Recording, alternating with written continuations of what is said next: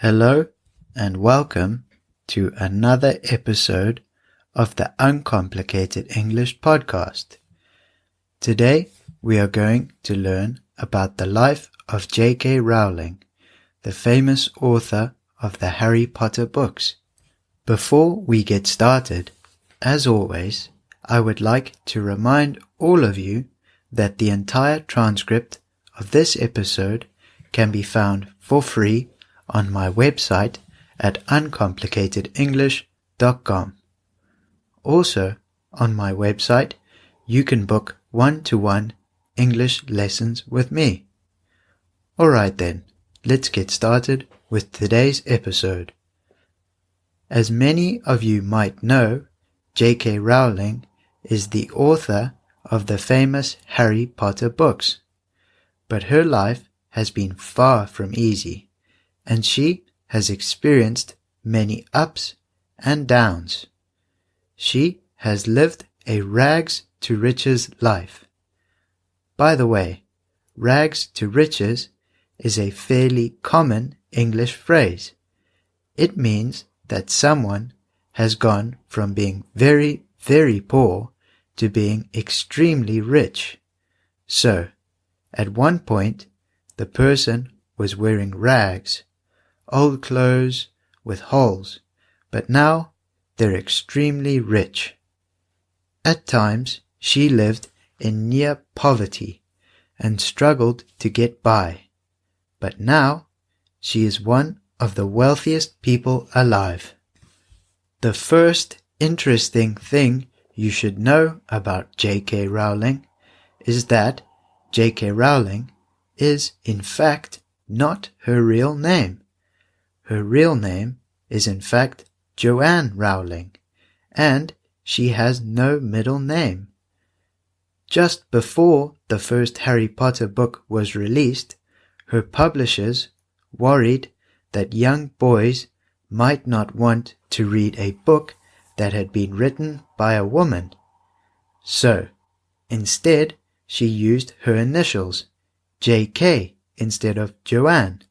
She, in fact, had no middle name, so she used K for Kathleen because that was her grandmother's first name. The publishers thought that when people heard J.K. Rowling, they would assume it was a man.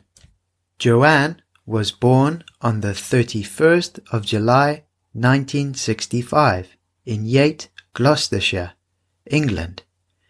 As a young child, Joanne loved to write fantasy stories that she would read to her younger sister. Rowling has said that she didn't really enjoy her teenage years and that they were sad. Her mother had been diagnosed with multiple sclerosis, and she had a bad relationship with her father. She has said that the character of Hermione Granger is largely based upon her younger self.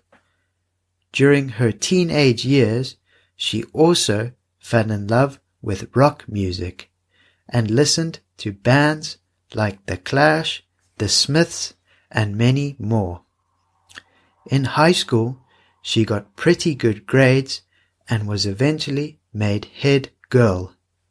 In a lot of British schools, it is quite common that in the last year of your schooling, for a boy and a girl to be made head boy and head girl.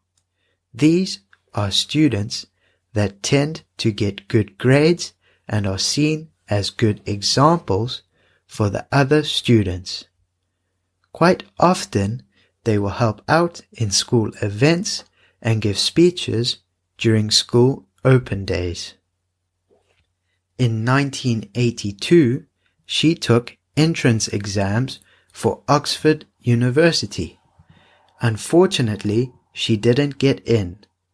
However, she was accepted into Exeter University. Exeter University is one of the oldest universities in England and is still quite prestigious. Prestigious means that it has a good reputation and is known to be very, very good. She took a degree in French and classics. She spent a year abroad studying in Paris and then finished her degree in 1986. Her French professor remarked that she was rather quiet and got on with her work quietly. After leaving university, she started working as a bilingual secretary and researcher. This means that she was a secretary in 2 languages, French and English. She had to answer calls and organize meetings in both English and French. In 1990, while she was on a 4-hour delayed train trip, the idea of a young boy attending a school for wizards came to her. She was immediately inspired, and when she finally got home, she began to write straight away. Some 10 months later, her mother passed away after suffering from multiple sclerosis for 10 years. She never told her mother about the first Harry Potter book that she was writing at the time. She has said in interviews that the death of her mother hit her hard, and she channeled these feelings of sadness into her writing. The young character of Harry reflects her feelings of sadness. He had no father and mother, just like her. In 1992, Rowling moved to Portugal, where she began to teach English in the evenings. During the day, she would write, whilst listening to classical music. 18 months later, whilst in a bar, she met a Portuguese television journalist, Jorge Arantes. The two connected immediately over their shared love for Jane Austen's books. In 1992, they got married, and in 1993, Joanne gave birth to Jessica Isabel Rowling Arantes. However, Joanne and Jorge's marriage quickly fell apart. Some have suggested that she was the victim of domestic abuse, but this has never been fully confirmed. In November 1993, the couple separated, and in December, Rowling and her child moved to Edinburgh. This can be a tricky word for people to pronounce, even native English speakers. So, I want to give you all a quick tip that Edinburgh is pronounced Edinburgh, Edinburgh, like that, not Edinburgh. This is a mistake that catches many people out, so don't feel bad if you got it wrong. At this time, she had the first 3 chapters of the first Harry Potter book written. It had now been 7 years since she had graduated from university, and Joanne saw herself as a complete failure. Her marriage was a failure. She didn't have a job, and she now had to raise her child all alone. During this time, she was diagnosed with clinical depression and at times considered suicide. Her depression inspired the Dementor characters, the dark, shadowy creatures that suck the joy out of their victims' lives. It was also at this time that she signed up for welfare benefits.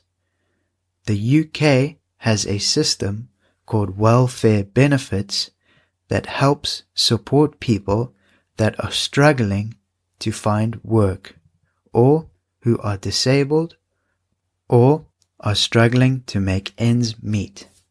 The phrase "to make ends meet" means that someone is struggling to make just enough money to pay for all the bills. Things would get even worse for Joanne when Jorge arrived unexpectedly in Scotland. He wanted Joanne and their child to go back to Portugal with him. She got a restraining order against him, and he returned back to Portugal, and later Joanne filed for divorce.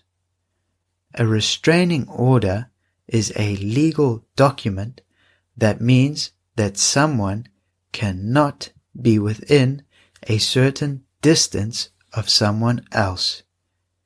It was around this time that she finished the first Harry Potter book. She would spend a lot of time writing in cafes with her little child with her. In 1995, she began to send the book out to publishers. The first 12 copies that she sent out were all rejected. But finally, she got some good news. A publishing house in London called Bloomsbury received a copy of the book. The chairman decided to give the first chapter to his 8-year-old daughter and asked her what she thought of it. She loved it and demanded the next chapter. The chairman then realized that the book might just be worth publishing. So, Bloomsbury agreed to publish it, and Joanne was given a £1,500 advance. This £1,500 advance might not sound like a lot, but for Joanne, at the time, it was a huge amount and certainly helped her. However, the chairman of Bloomsbury was still unsure of the book and advised Joanne to get a day job, as he doubted she would be able to make enough money to support herself writing children's books. Initially, Bloomsbury only published 1,000 copies of the book. However, 5 months later, Joanne won her first award, the Nestlé Smarties Book Prize. In the next few months, she won 2 more awards, and in 1998, there was an auction in the United States to decide who would have the rights to publish the book in America. Eventually, a company called Scholastic bid $105,000 for the right to sell the book in the US. When Joanne received the news, she was shocked and overwhelmed. Her life was going to change completely. Things would only get better from here, and in July 1998, Joanne released the next Harry Potter book, Harry Potter and the Chamber of Secrets. Once again, she won the Smarties Prize and was voted as the best children's author for the 2nd year in a row. The next year, she released the 3rd book of the series, Harry Potter and the Prisoner of Azkaban, and incredibly, she was again voted the best children's author. This made her the first person ever to be voted best children's author 3 times in a row. In 2000, the 4th book, Harry Potter and the Goblet of Fire, came out, and it sold 372,000 copies in the UK on its first day. In 2001, the first Harry Potter movie came out. Rowling played a big part in the movies and had a lot of say in what happened. She wanted all the characters to be played by British actors, and she also wanted the movie to be shot in England. The movie was a huge success. It made $975 million around the world and was the highest grossing film that year. It also received many awards. In 2004, Rowling became the first author to ever become a billionaire by writing books. However, she was later removed from this list of billionaires because she gave so much money away to charities that she was no longer a billionaire.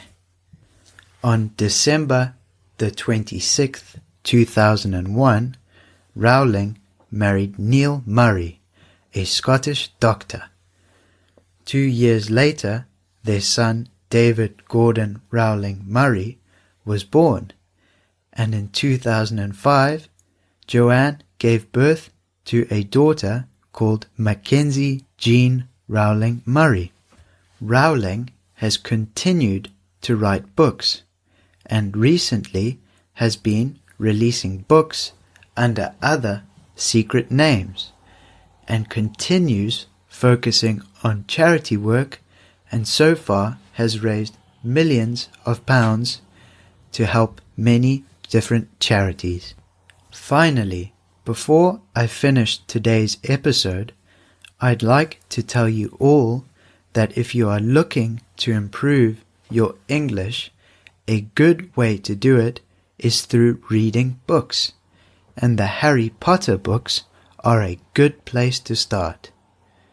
This is because most of us know the story already, so this gives us extra clues as to the meaning of certain words, and also means that we are less likely to get lost whilst reading the book. Also, the vocabulary used in the book is fairly simple and not too complicated. This means that the words you are learning will be useful and commonly used in daily speech. So, if you feel like a challenge, I definitely recommend the Harry Potter books. Alright, that's all for today. Let me know in the comments if you have read any of the Harry Potter books. When I was younger, I was a huge fan of all of the books. As always, I'd like to remind you that the full transcript for this video can be found for free on my website at uncomplicatedenglish.com. Also, on my website, I offer one-to-one English lessons. Thank you very much for listening, and I hope you have enjoyed today's episode.